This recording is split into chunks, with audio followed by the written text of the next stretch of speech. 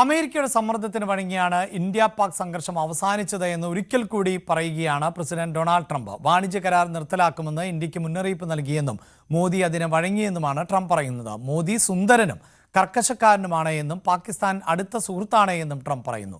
അതേസമയം ട്രംപിന്റെ പരാമർശം മോദിക്കെതിരെ ആയുധമാക്കുകയാണ് കോൺഗ്രസ്. ഇന്ത്യ പാക് സംഘർഷം അവസാനിപ്പിച്ചത് താനാണെന്ന് ലോകത്തെവിടെ പോയാലും വിളിച്ചു പറയുന്ന ട്രംപ് സൗത്ത് കൊറിയയിലും പതിവ് തെറ്റിച്ചില്ല. ഇത്തവണ മോദിയുമായുള്ള ഫോൺ സംഭാഷണം ട്രംപ് അതുപോലെ ആവർത്തിച്ചു. Prime Minister Modi is the nicest looking guy.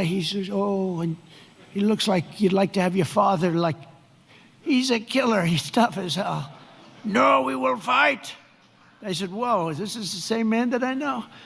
But after a little while, and they're good people, and after literally 2 days, they called up and they said, we understand, and they stopped fighting. How is that? Isn't that amazing? Now, you think Biden would have done that? I don't think so. Most people wouldn't have thought of it, but, you know, they wouldn't have thought of it. No, but here we are, we're doing deals. So you add an extra sentence. ആണവ രാജ്യങ്ങളായ ഇന്ത്യയും പാകിസ്ഥാനും തമ്മിൽ സംഘർഷമുണ്ടായപ്പോൾ 7 യുദ്ധവിമാനങ്ങളാണ് തകർന്നത്. സംഘർഷം ഒഴിവാക്കാൻ ഇരു രാജ്യത്തെയും നേതാക്കളോട് സംസാരിച്ചെങ്കിലും വഴങ്ങിയില്ല. തുടർന്ന് വാണിജ്യ കരാർ നിർത്തലാക്കുമെന്ന് പറഞ്ഞതിന് പിന്നാലെ മോദി തന്റെ വഴിക്ക് വന്നു, ഒപ്പം പാകിസ്ഥാനും. കൂടാതെ തന്റെ നല്ല സുഹൃത്തായ മോദി സുന്ദരനെന്നും കർക്കശക്കാരനാണെന്നും ട്രംപ് കൂട്ടിച്ചേർത്തു. സംഘർഷം അവസാനിപ്പിക്കാൻ മൂന്നാമതൊരാൾ ഇടപെട്ടിട്ടില്ലെന്ന് കേന്ദ്ര സർക്കാർ പലതവണ പറഞ്ഞെങ്കിലും ട്രംപ് തന്റെ അവകാശവാദത്തിൽ നിന്ന് പിന്നോട്ട് പോയിട്ടില്ല.